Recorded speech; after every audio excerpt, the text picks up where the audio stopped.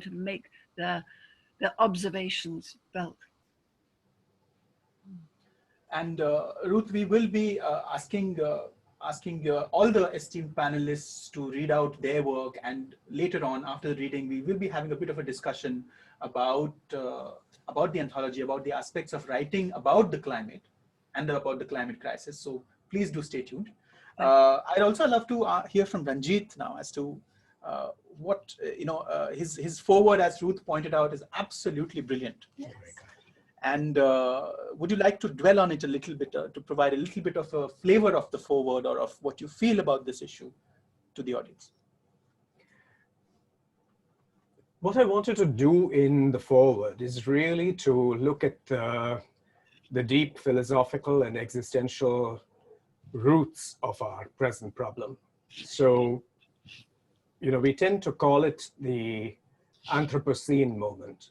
But I think those of us who describe it as the Capitalocene actually have a far more precise sense of the crisis, because it really is, as Ruth said, a certain pursuit of capitalist greed that has got us into this situation. So what I wanted to do in the foreword was first to point out that the crisis as we experience it is novel in a certain way. We feel it, we live through this scenario of catastrophe. But it's a scenario that was predicted in great detail in the early 1970s, which is why I cite the Club of Rome's 1972 report, The Limits to Growth. Exactly. Which actually pinned the great pivotal shifts to the year 2020. So in a strange way, if Orwell pointed to a certain kind of crisis through 1984, what the Club of Rome did was to identify in this year that we're living through all kinds of catastrophes that would befall the planet, and they have. Correct. But I also wanted to look at the deeper horizons of this. How is it that the Enlightenment, which on the one hand gives us truly important gifts, such as the sense of the sovereignty of the individual, the rule of law, a sense of what it is that binds us together as social subjects, that same Enlightenment also legitimizes a completely ungoverned view of the planet as a set of resources.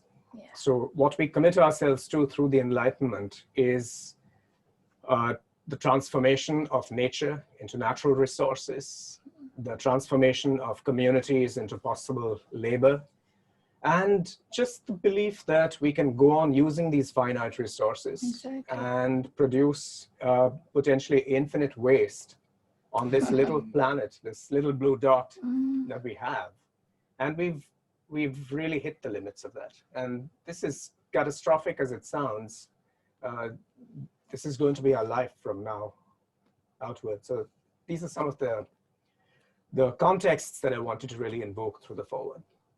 And I really, my attention was immediately attracted to the phrase that you used, the pale blue dot. And that phrase has a history of its own, because it comes from the space age. Because once we sent cameras out into space and turned them towards the Earth, and that historic photo, that classic photo of the Earthrise, seen from space, the blue globe with its beautiful clouds and its oceans and its immense fragility. That photo alone sparked off many crucial aspects of the of various green movements around the world. So it was an aesthetic experience that sparked off a moral action. In fact, speaking of the aesthetics of it, Vinita, I mean, what was it like to compile this, to source all these works before we move on to the readings? What was it like to just, tap these various perspectives and source all these works from different people?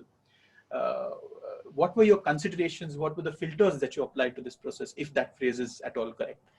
Yes, it's correct. Actually, you know what, I had realized that the nature poetry that belonged to the 70s and 80s and maybe even the 90s had a sense of wonder and a sense of inheritance, something that you'd inherited and valued.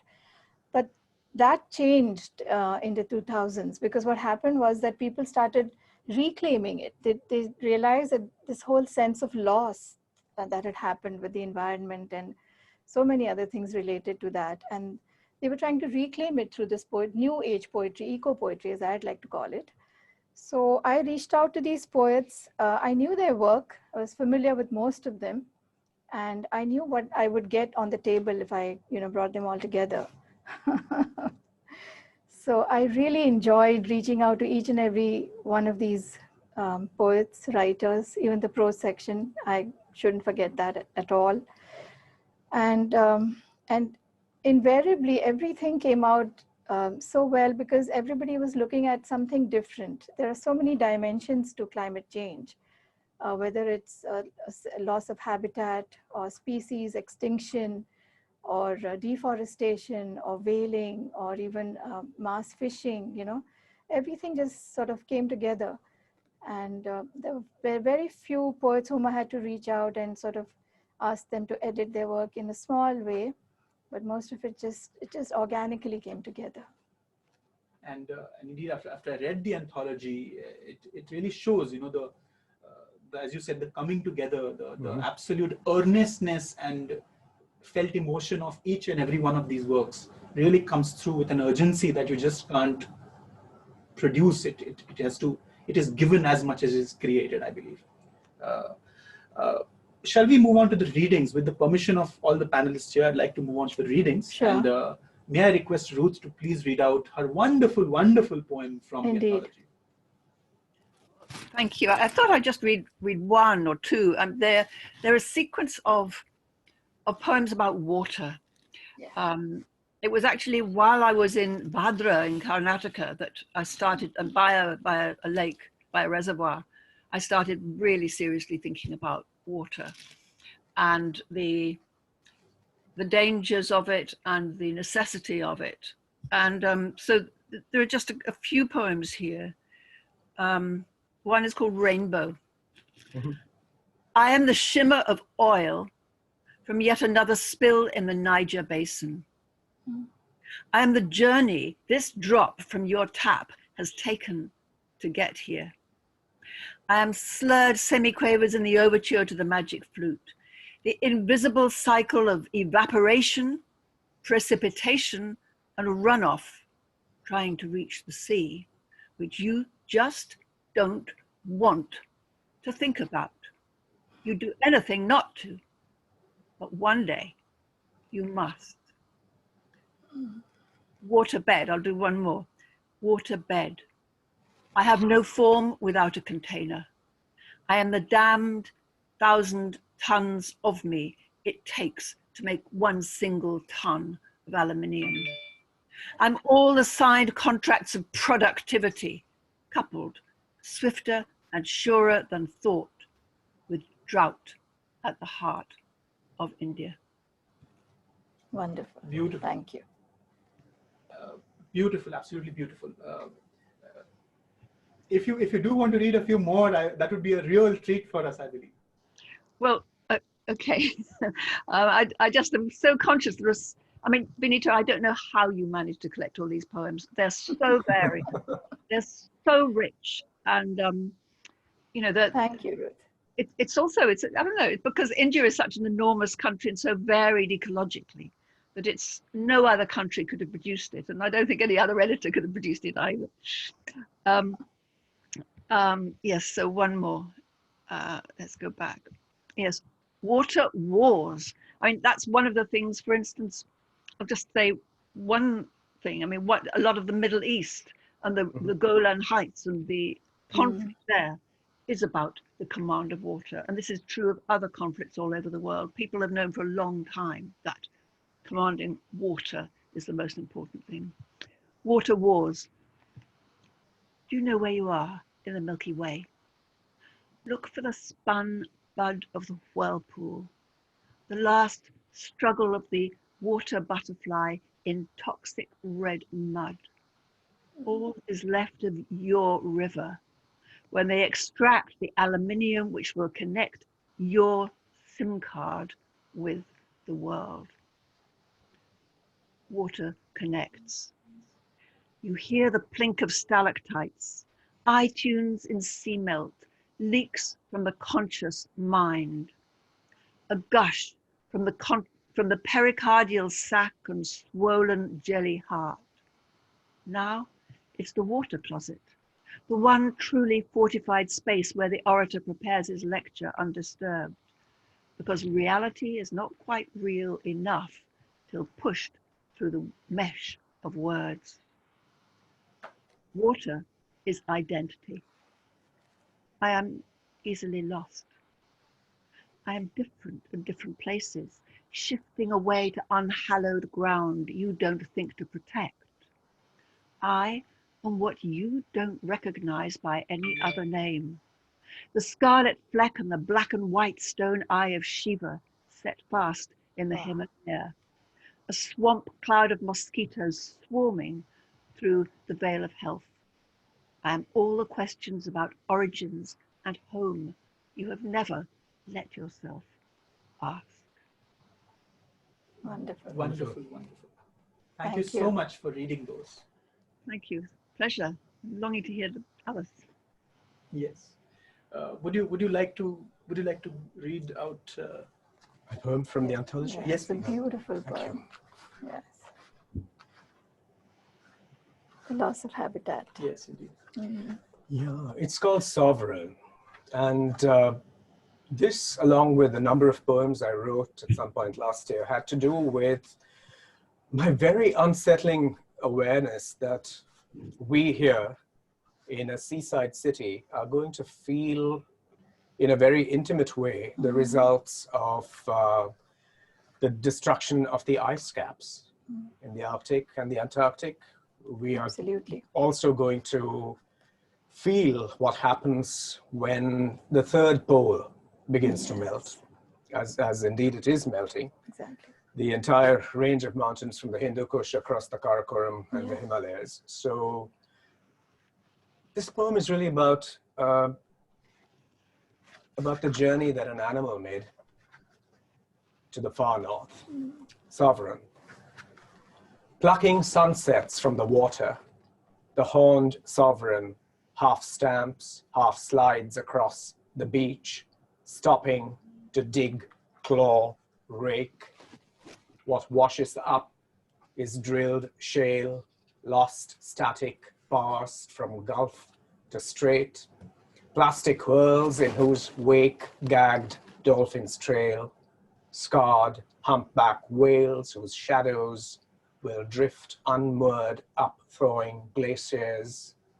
What washes up is news of the cracked ice across which a shivering fox is making her way from Svalbard to Nunavut, leaving her paw prints on frozen currents to a shore stippled with burst nebulae, a shore that on a compass dizzy with wind-scattered directions, she can and can't call home. Oh, that's wonderful.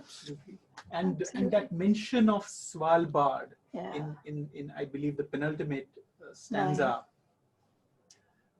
I'm sure that everybody knows this, but Svalbard is the seed vault, the great seed vault, where samples of various seeds that can be used for agriculture are stored to guard against the eventuality of them getting wiped out, exactly through events that this anthology seeks to address.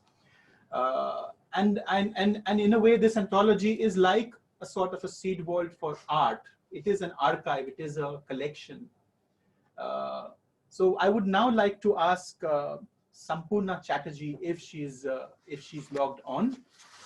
Sampurna, can you hear us? Would you like to read out part of your prose piece that appears in the anthology? If okay, I don't think Sampurna has been able to log in yet. Yeah, can you hear me? Yes, Sampurna, we can hear you. Yeah. So firstly, wonderful to be listening into all of you, and hello, Ruth. It's been a while. Hi, lovely to see Wonderful. Yeah, it's amazing that this is what we should have come to, but better this than nothing. And I was really looking at my piece, which is the prose piece in the anthology, and recalling that it was Robert Minhinnick who had asked me to write this for Yeah. Sustainable Wales, which is an initiative that began in 1997. Robert and his wife Margaret started it as a community project, and they do really wonderful work. And I remember him asking me to write this letter from the future for the website. And when Vinita reached out to me, I asked her, would this be something that you would like to consider rather than a poem? And she said yes. And I've been going back to that moment, and indeed back to the website, where I noticed that so many of the other authors, poets, and fiction writers were able to date their letters. So they have letter from 2084, letter from 2040, and I could not date mine because for some reason this idea of the future, the imminent future, felt already like a very Yeah. catastrophic and present.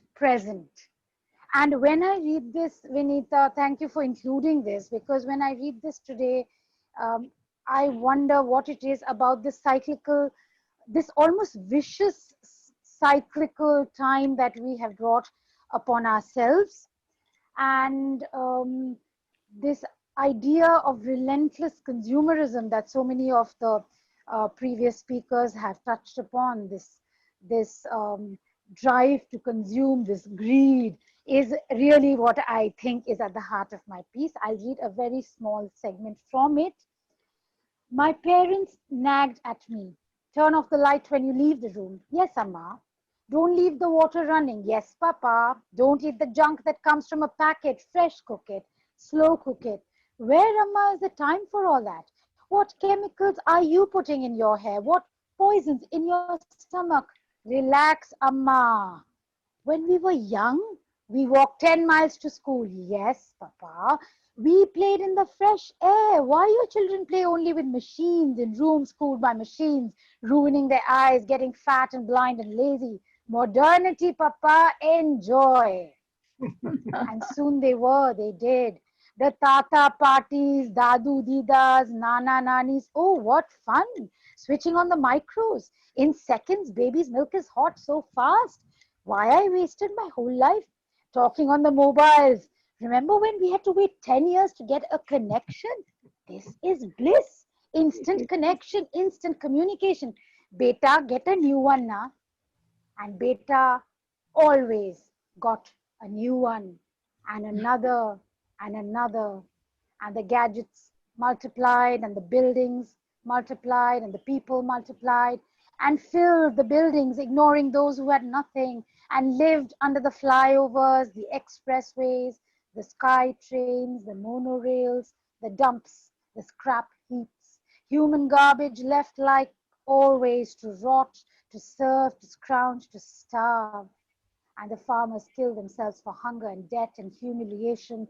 No water, no food, no power, and the BT cotton grew. And the farmers' wives stood for days neck deep in water, their skin wrinkling, no luck. The dams flooded their ancestral lands, and in the cities the water wars raged. Tankers hijacked, cisterns poisoned, waterlords slaughtered, their bodies stuffed in the drains, no water for drinking, no water for bathing, cooking. And the rich men moved in bulletproof cars and built citadels for themselves.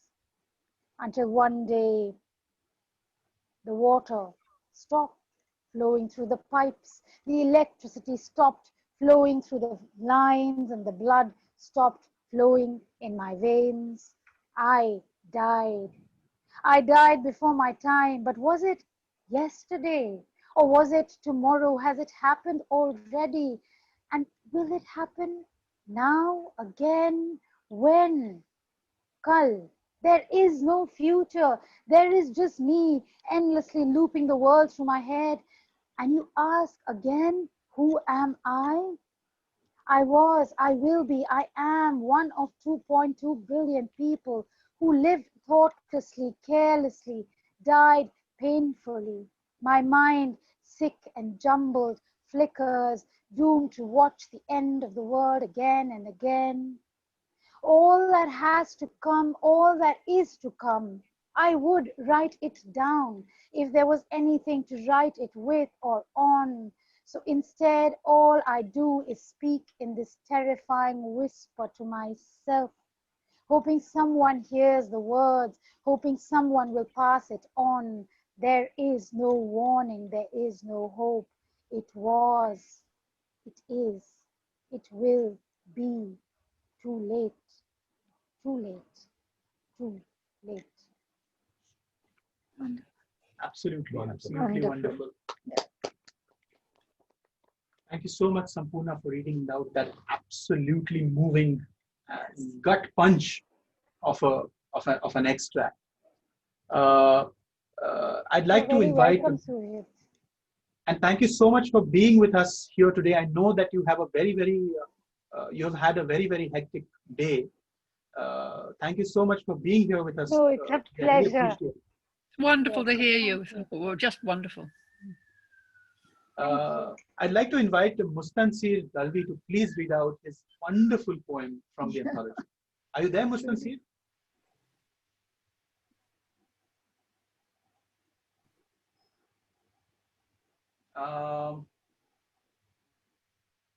Are you? Can you hear us, Mustansir?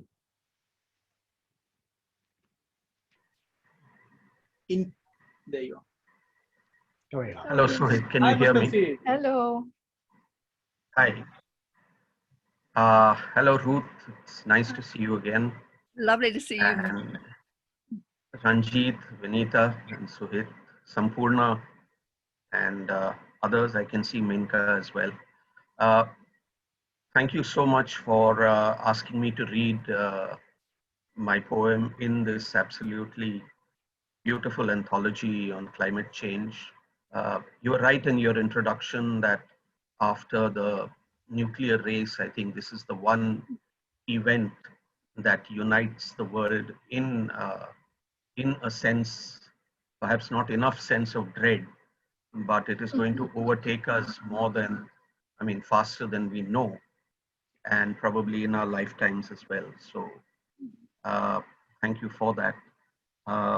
I'd like to read out my poem, which was written almost to the day last year when we went to Kerala, and we were able to see the effects of wayward climate firsthand, because the flooding that had happened the year prior to that still had an impact.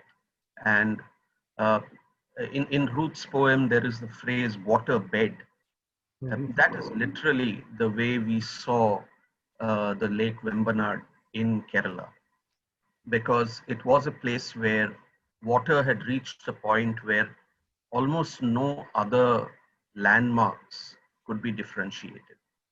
My goodness. And kind of, sailing through the lake was, and the backwaters was quite a bit of an unnerving experience. It was almost being an open sea.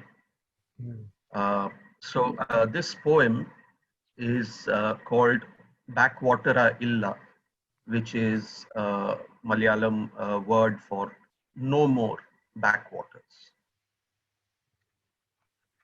The concrete soffit of the bridge screeches over the dome of the number 4 Kettuvallam like a cormorant denied shallows. The boat barely makes it under the Venattukadu bridge connecting the Manimala to the canal. The Vembanad is a drop of mercury on a glass plane, wobbly tumescent grey, seeking fission from the nimbostratus bulging uncertainly over it. I realize I have stretched the metaphor, but for Verghese, captain of the houseboat, it does not go far enough. The lake's surface is new, upraised, a mezzanine on dodgy supports, rising over unpunctuated horizon. Gestalts of land/water no longer apply. Monochrome makes even GPS unreliable. I abandon it, place my trust entirely on Verghese' hand memory. He does so too, his eyes useless to differentiate grey from grey. Crows make pit stops on the bow. There are no other perches on offer. The boatman waves them off reluctantly. Brahminis vie with kingfishers for measly pickings. Familiar fishing pools are obscured. The currents too fast for victuals to remain in one place. I ask Verghese about home. He looks at me, our eyes meet. Then he turns back to his wheel. Backwater illa, only water. His voice fades, but he stays on the straight and narrow, port and starboard equidistant between drowned paddy fields. Wonderful. Absolutely, Yeah. absolutely wonderful. Graphic. Absolutely wonderful. Absolutely wonderful. And the sense of the way you've approached this That's true. extreme weather event, you know, the way you've made this extreme weather event so poignantly beautiful, but at the same time managed to convey its absolute devastating effect on the landscape and the people. It was absolutely wonderful. Thank you so much for reading out this poem, Mustansir. Brilliant. Thank you all. Thank Brilliant. you. Yeah. And you really Thank you. pitch us in with you. We feel there with you, seeing it. Would you like to also read out your poem, Okay. if you like? Sure. So my poem in the book is titled Arid, and it's a tribute, if I may use the word, to the dry state of Rajasthan, to which I belong, but I've never lived there. Yet I always write about it for some reason.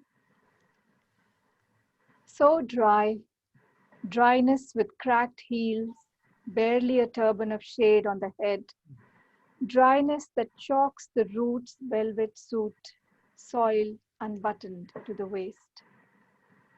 I've lost the fingers of my son's rust hand in the earth's ochre crust. The gay girl puppet sways inappropriate celebration, orange, sienna, crimson, all one in flat beige. This hardness allows no footprints, accommodates no seeds in its khadi uterus, owns up only to cramped rib cages, xeric nucleus eyes. In my mind, the chicken in the wire coop are saved by green intentions. Determined, I scoop out the excess sunlight from the air. My head has enough dark spaces to take in endless illumination, but nothing changes. Ours stay transfixed in this heat. I miss the moistness of rains, its sarangi notes, open-fisted generosity, the colors locked in its belly, the yin to the yang of the throat, people cavorting. This shaken expanse breaks every promise that time ever made to life, that of relenting. A sheep with slumped shoulders walks through me.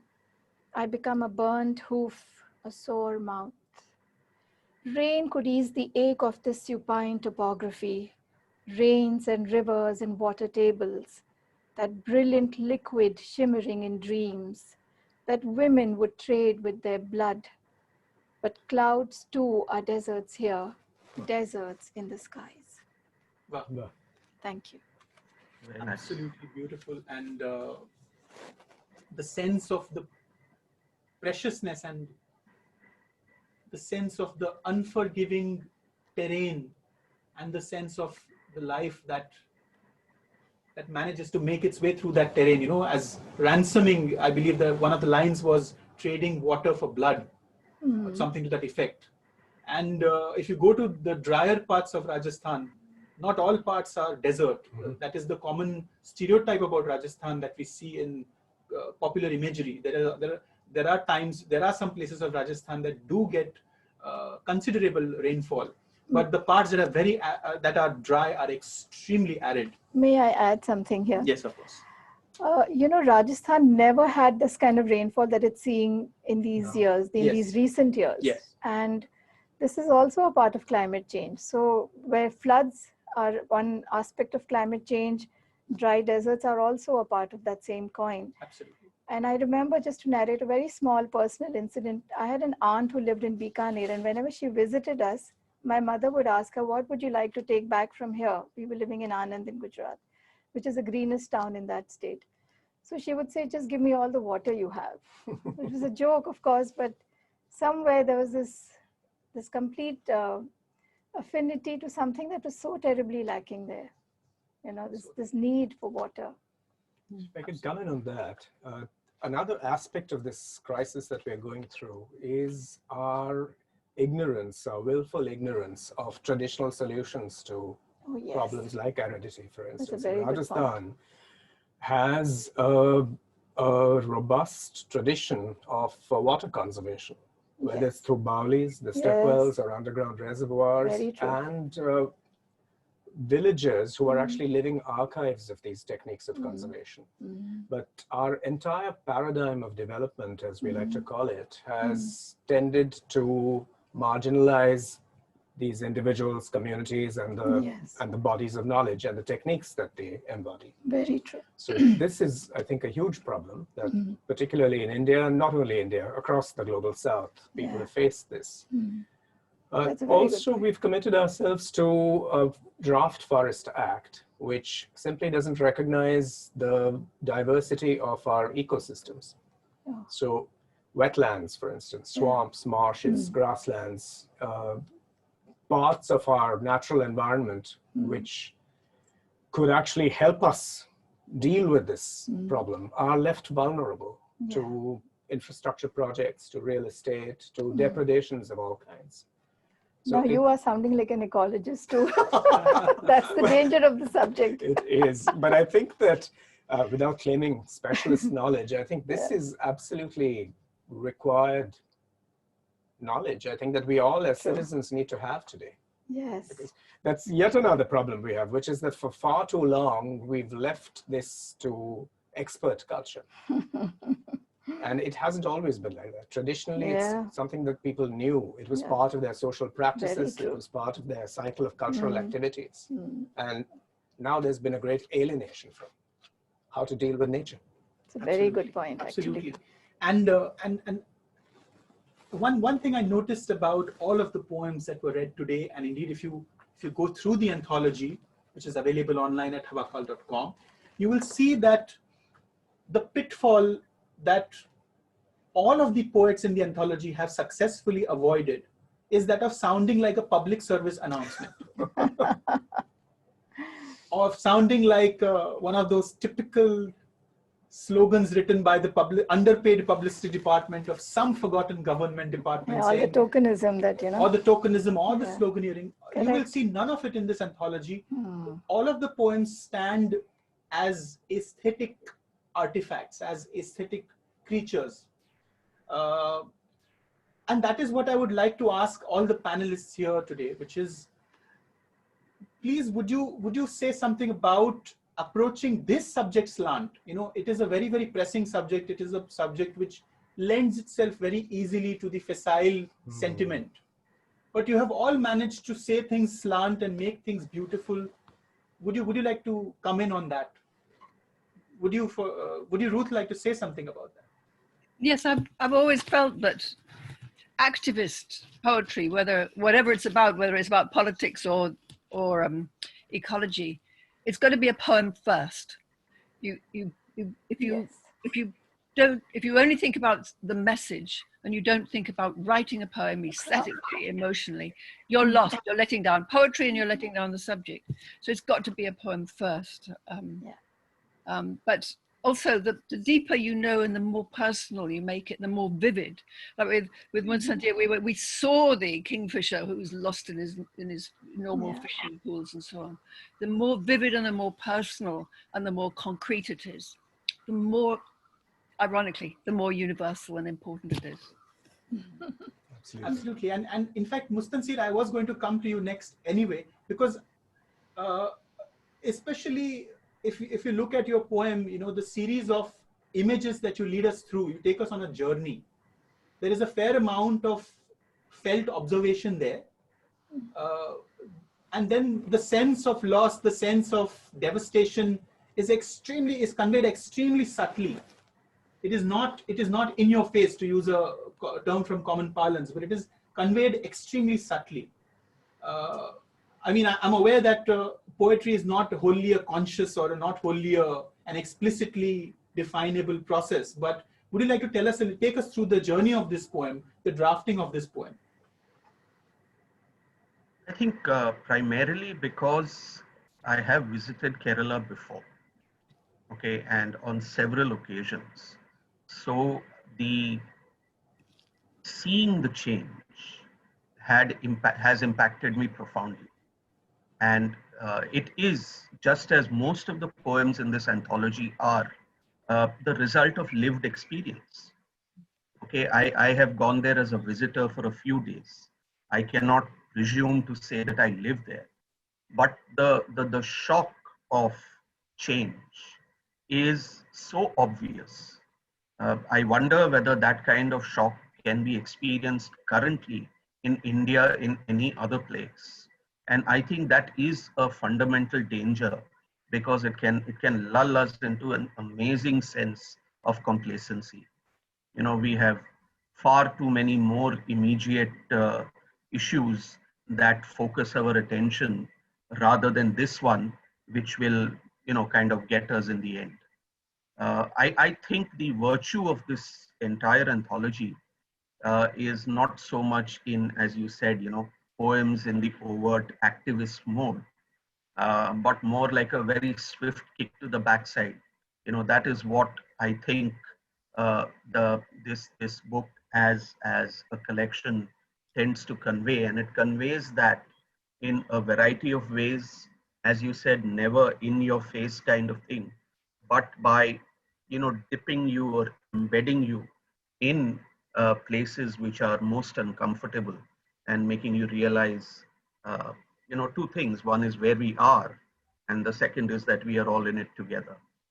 So I think that is the important point. And my poem is one of the many in this collection. Just one small question, Mustansir, before I ask Sampurna a question. How many drafts did you take to polish this poem? Because it is, if I see it on the page, it has a beautiful polish, but it doesn't, you know, it seems effortless, but obviously there's a lot of polish that's gone into it, a lot of drafting that's gone into it. Well, thank you for asking that. Actually, I wrote this on the houseboat itself. Wonderful. Okay. Look at that. And but as far as my poems are concerned, they are exceedingly raw things. So they go through several drafts before they finally reach a place that I can open them out to everyone else. So yeah, drafting is an inevitable, I mean, editing is an inevitable part of my processes of writing poems. The first is almost never the last. So it must have gone through 2-3 drafts at least. Wonderful, wonderful. And it's such a wonderful poem. Thanks. I have a question for Sampurna next, which is, Sampurna, you use a lot of experimentation with language. You use this sort of call and response. You know, there's a lot of dialogue. There's a lot of characters moving in and out of the narrative. How did you sort of arrive at this construction, this texture for this piece? I think, Suhit, that comes from my other life, which is increasingly a little bit in the background as a fiction writer, as a writer of fiction.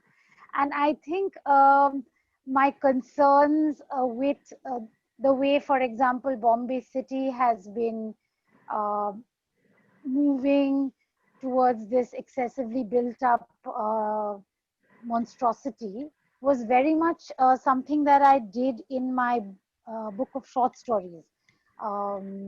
Dirty Love. So many years of seeing what was happening around me, and the awareness, it's like being in a double bind where you know that this is the place that is going to be your lived terrain, and this is your habitat, these are your people. I often find myself talking about the poetry community as an ecosystem. Why do I do that? Because this is the system that sustains me. I am nourished by it. We sustain each other. And all of it unfolds in Mumbai city. Call it what you will, Bombay, Mumbai. I live in Thane. I've seen how Thane has transformed over the years.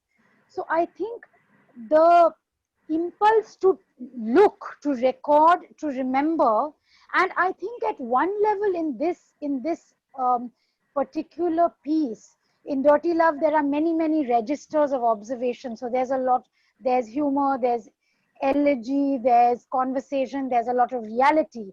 To take that beautiful phrase that Ruth had, the reality coming through the mesh of words. So I think here, I don't know how it happened, but the impulse, the driving impulse suddenly became rage. It just became rage. I was this person, and I speak in the voice of a male, and I am a consumer, and I'm greedy, and I'm avid, and I die as I should. And I also smuggled into the text a little fragment from Dirty Love, which refers to a dream that the protagonist there has about how there aren't any more sparrows left. And just the last of the species has come to drink from a bird bath on his balcony.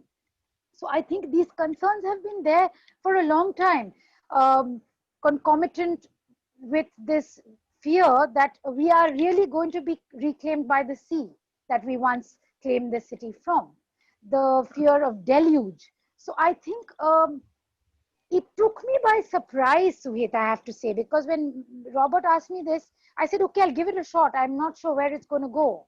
But it just came out in this, terrific rush of rage. And I had to kind of, towards the end, I turned that rage into a, perhaps reflection. Because I wanted to have it, a reflection of, look, it's too late for me. I'm gone.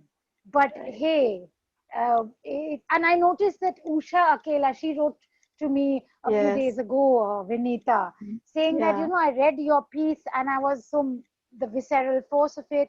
And when I was reading her, it struck me that she uses the phrase too late as well. Exactly. And we were saying, what is this? Too late seems like the tolling of the bell, this death knell that we are hearing and which we are kind of just passing on one to the other, whether it's in poetry or in prose. So I think there is a community of, I think what everybody has successfully done is that we've not fallen into that elegiac, pastoral nostalgia for the past that we have lost.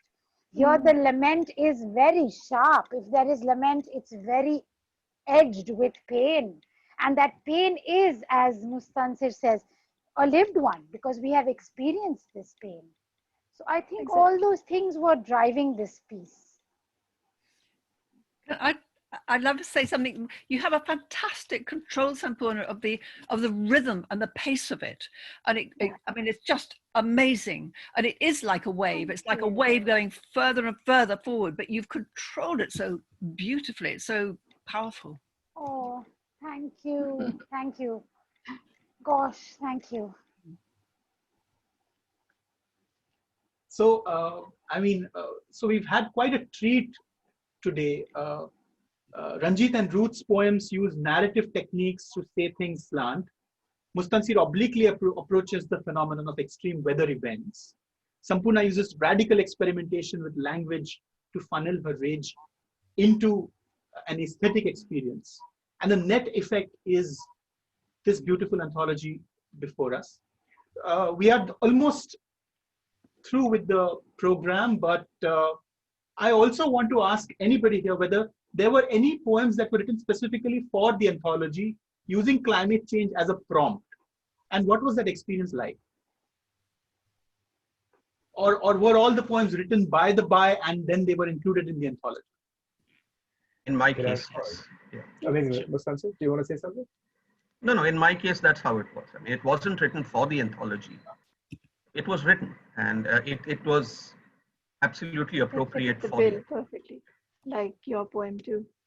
Yeah, well, the poem that I showed Vinita comes from what's going to be a new book, actually. The themes of which, in any case, are the crises in which we find ourselves. Right. So I've been preoccupied for many years now with the way in which the strong connection between language, landscape, and livelihood has been broken. This is another part of my life which comes into the poetry. The three L's. Yeah. It also has to do with the long-term dialogues, for instance, with a friend and colleague, Ravi Agrawal, who's an artist and photographer, but also a very distinguished activist, an environmental activist, from whom I've learned a great deal over the years.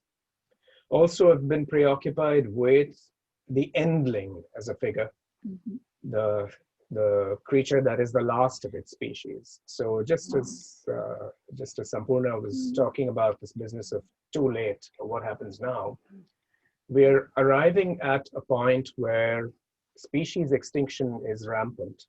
And we're, of course, the next species that's likely to arrive at its own extinction. But we've taken down many other species on our long march through the last 300 or 400 years. So for me, it was the invitation from Vinita resonated very strongly with ongoing preoccupations. And it captures, the anthology really captures this moment of elegy, of questioning, of criticality. And really, I think as writers, we are an early warning system. In a sense, we're the antennae. Capture the seismic thrum of what's to come. But also, I would like to think, offer some resurgence of hope and change. Yeah, let's be positive. Absolutely. And that tokenism is allowed. Let's be positive. Absolutely. And that's one thing you will find in abundance in not only among the writers working today, at least who appear in the anthology, but also among people who are very young and who will face the consequences of what we and generations before us have done. You see in them a remarkable capacity to take charge of the situation, to use modern social media and physical spaces to assert their right to a green future on their terms, even if they have to effect systemic change to do it. And so on that note, I'd like to say thanks to everybody who joined us. Would you like to have a Q&A?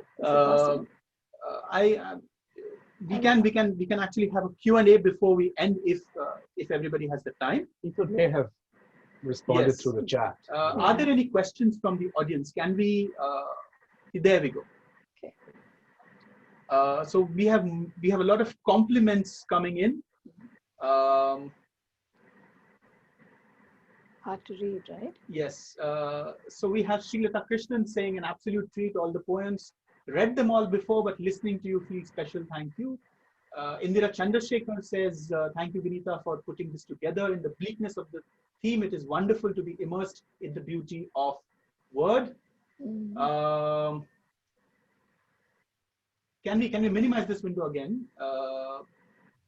Thank you. So Smita Agrawal says, congrats, Sampurna, well read, Sampurna.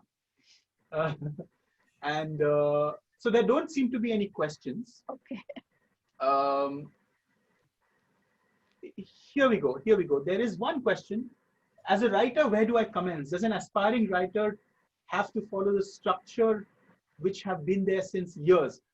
Let me parse your question, if I may. I think you're referring to forms of writing, or forms in poetry. Do you have to stick to those forms? Would anybody like to take that question? Ranjit would be the best person to address. No, I think Ruth, but I would just maybe make a brief comment here, which is that all of us are ransacking, if you will, the great archive of poetry and prose. When I was listening to Sampurna, for instance, I was struck by the tense. It reminded me, for instance, of some of Edgar Allan Poe's narratives. It is the story of an extinction or imminent death, but told from within that situation, whether it's the maelstrom or the message in the bottle or whatever it might be. It's a very, very intriguing play with time and the time of narrative. But that's an aside. I think Ruth actually would be amazingly positioned to respond to this question. Well, thank you. I'm not completely sure but I think it's a question about what forms and voice do I write in. We are now in such an unknown land, but we do have all the resources of past poems and past poetries and voices to draw on. And I think that's one of the things. The more you read, even of the old, the more you can fuse that with your new, and you can take it in broken ways. You can take it in flow, continuous forms. It's, in a way, it's completely up to you. But it's just that the more command of old forms you have, the more you can make the new ones. And they will be personal to you in your voice. I mean, that's one of the wonderful things of hearing today of Ranjit's poem, Vinita's poem, and Mustansir's and Sampurna's writing. It was wonderful to hear their voices in their forms, giving us what they're feeling about it. And you could do that too. You know, if I'll just add something. Your poem. Can I just add something to the, when we are on the topic of forms, Suhit, is there time for that? Of course, please. Because it strikes me, there is this poem in this anthology, but it's in the prose section, sorry, by Priya Sarukai Chabria. So the young listener who's asked this question, this entire fiction is structured as a mid-term eco-lit examination paper. Yes. And it's got fiction, non-fiction, and translation and poetry, and it's a set of questions. So, I mean, it's really, as Ruth said, it's up to you. Feel free to invent. Know your ground first before you move on to new terrain. Yeah, absolutely. Priya does have an absolutely novel, very unique piece. You know, yes. It's all designed like an examination. It just struck me. Yes, indeed. I do have a question. I do have a question for the general panel, which is if we just zoom out a little bit and take a wide angle view of what I'd like to call climate literature about climate change, poetry or prose. Do you think that this is an underrepresented subject, at least in Indian literature and poetry? Or is it now? Is it a preeminent subject? Of course, it's not. But is it underrepresented when it comes to its relationship to every other facet that literature deals with? In short, are we seeing enough of it in the Indian literary scene today? I'm not exactly qualified to answer that in full, but I would like to say that we're at the point of embarking on it. And in our ancient literature, we do imbibe nature completely. Like Kalidasa's, all his poetry is from the standpoint of nature. So that is there, that bank is there with us. But in contemporary Indian poetry, I think we're at that launching point where we are getting into it. And because, like, my favorite pun with this climate anthology phrase is that there are no polarizations. Everybody is equally affected. So India is also equally aware of what's happening. Would you like to add to that? You know, what I'll do by way of responding to this is really, if I may, to read a poem by K. Srilata from the anthology. And because it invokes a very rich tradition of ancient Tamil literature, the Sangam poems, with their repertoire of landscapes, seasons, moods, and relationships. So this is by K. Srilata, reading at one remove. Dipping into a Sangam poem, she can read only in translation. She tastes the imagined sweetness of a language she never learned, earth language from another time that could summon rain and tall blue hills and Kurinji flowers.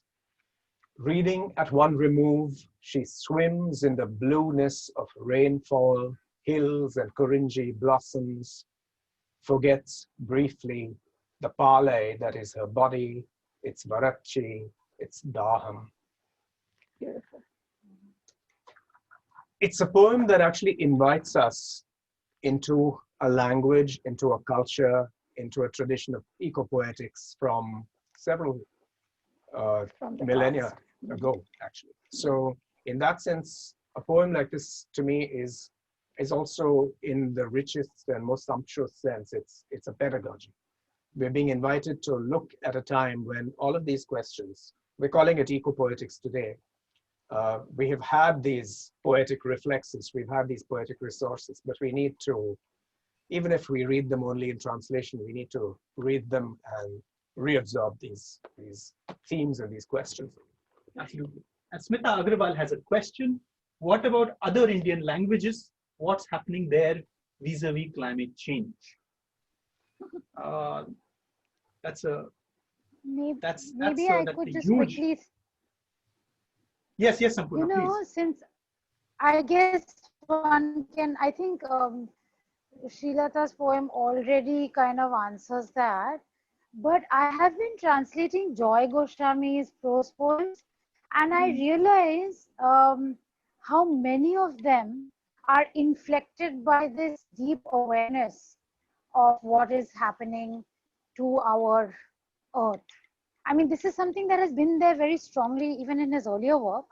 But in the prose poems now, I sometimes read them and say that this is exactly coming from the same place of disturbance about how we have ravaged the planet and how we have plundered its resources. So this is happening in Bangla, Smita, and it's not happening again in a very overt way, but it's happening in a very profound way, very deep way. So you might like to look up some of those if possible. Also, I think the folk literature is talking about that a lot. It's coming from that place of, where they invoke nature and the beauty of nature, whether it's in romance or in separation. And in fact, Smita Agrawal's poem in the anthology also has a Kumauni little quartet, which is very lovely. So I think it is happening. I'm not particularly aware because I'm not very well versed in all the languages that I could speak for all of them. But as a rule, I think folk literature does pay attention to that. And we still, I think, at least when it comes to Indian poetry in English, we still await the foregrounding of several subaltern voices, which are in a sense closer to the grassroots effects of climate change, of extreme weather events than we are in our urban habitats. So, that is one terrain that probably remains to be explored, to the best of my knowledge, at least. In fact, I had one question that I had was, do you see any what place do you see for literature to spur action? Is it the job at all of climate focused literature to spur action, or is it or is the relationship of literature and action not so cut and dried when it comes to writing about climate change? If I may, I think for the time being, it's probably not cut and dry, but it seems to be paralleling contemporary writing in any case. And from time to time, these are ideas and notions that just spark out, even when you are not really trying to do that. I have been translating some contemporary Marathi poets, and as you're aware, I translate several poems of Hemant Divte, and probably his most popular poem, which was written many years ago, today should be considered an eco poem, and that is a poem called Butterflies. And oh yes, it's so short. I have it here. I can just read that. Please do. Please. It says, ambling by in the garden of the complex, I casually remarked to a friend, you can't see those small, deep yellow butterflies these days. He remarked, equally casually. That brand has been discontinued.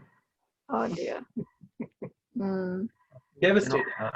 Absolutely. And at that time, perhaps when he must have written this, I think 10, 15 years ago, this would be considered a bit of fun. It would be also part of his other poetry on globalization and its effects and all that.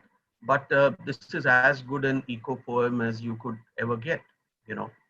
One more small point which I would like to make is that I'm not as optimistic as you have presented, that do these poems present hope in some form or the other. But as an archivist, I feel that the moment this book was published, it was history. Okay, and just imagine how this book, this anthology, is going to be looked at 5 years down the line or 10 years down the line.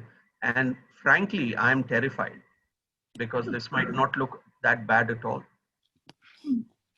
So these are some concerns, which is why an anthology like this is so significant at this point in our lives.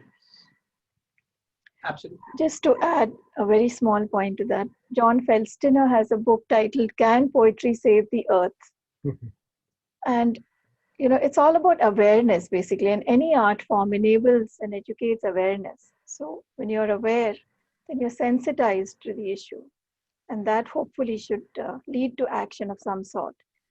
While this is not activist poetry at all, but it is sensitive poetry, and it does somewhere it does hit you and probably makes you a little more aware of what's happening.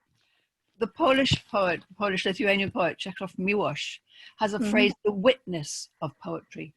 And no poem ever stopped a tank, as Seamus Heaney said. Poetry can't do that, and we're not Greta Thunberg, where we can't sort of have the power that she has, which I think is amazing. Exactly. But poetry and these considered observations and the way that the peculiar power that poetry has to communicate and become part of a reader's own mind, that's the power of it, to witness and to offer a witness that can become somebody else's. That's beautifully said. It's wonderful. Absolutely wonderful. What do you think? Can poetry save the earth? No, I'm just going to dwell on what Ruth just said. It is really, it's a fundamental responsibility of poetry to bear witness. And if that testimony then transforms somebody's sensibility, if that then opens up a process of change, then so be it. If not, it's still a record of possibility. Absolutely. So thank you, Vinita. Thank you so much for putting this together. It's an amazing work, whether it's... Thank you, Ruth. Archive, thank you. It was an honor to include your work. All your poems were beautiful. Absolutely honored to do that. Thank you. On that note, maybe it is time to wind down the proceedings. Okay. And thank you so much to all the panelists for joining us. Ranjit and Vinita for coming down all the way here. Ruth, Mustansir, Sampurna for joining us, for taking the time out to join us remotely from their various locations. I'd just like to say thank you to everybody, including to the wonderful, wonderful folks at Prithvi who have created this magnificent studio from which we are coming live to you today. My name is Suhit Kelkar. This is Pen at Prithvi. We are a fortnightly platform, currently virtual, in which we bring to you writers working in English and other languages, and from India and from India and beyond. Please join us. Please follow us on Instagram. Our Instagram handle is Pen at Prithvi, and you will be kept informed of all our future programs. Thank you so much, and bye-bye from the pale blue dot. Thank you. Thank you for being here, everyone. Thank you. Bye-bye. Thank you. Thank It was a you. delight. Bye-bye. Bye. Bye-bye. Bye-bye.